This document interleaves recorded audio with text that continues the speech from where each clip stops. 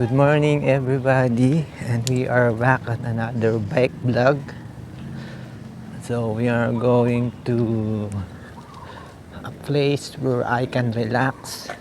It's been a long while since I have another bike vlog here in our province. It's a cold morning. What a beautiful morning. While on the other part of the Philippines it's raining. Today it's cold and sunny morning. There's no traffic. No traffic at all this time. Whew, so cold. So we are here right now at a vegetable farm in Tumana.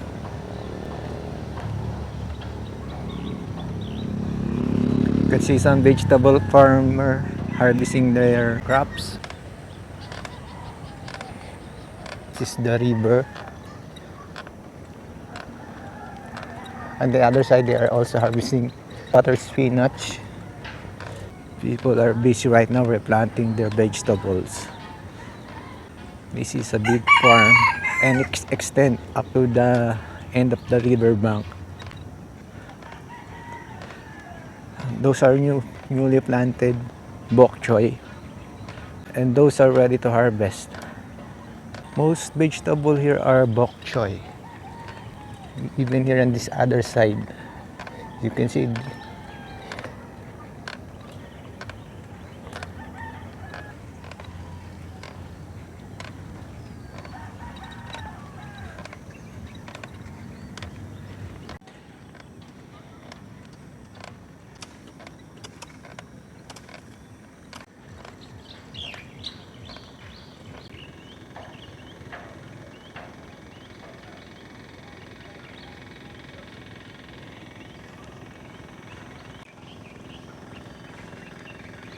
You can see on the other side they're also farming corns.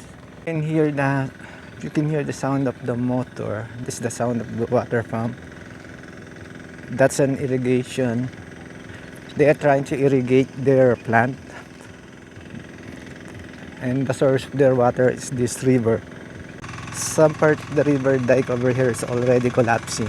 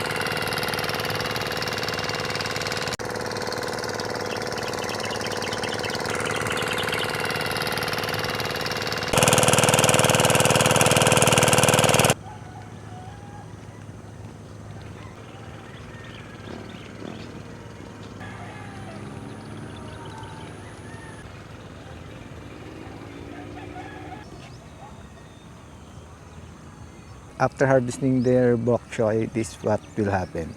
So they're gonna leave some of the leaves that they are not needed. They're gonna bury that there so it can be added as an additional fertilizer. This is a big farm. I don't know if this is private or public, but I think someone owns it and they just renting it. Or maybe just the government let them try this so they can have an additional livelihood income.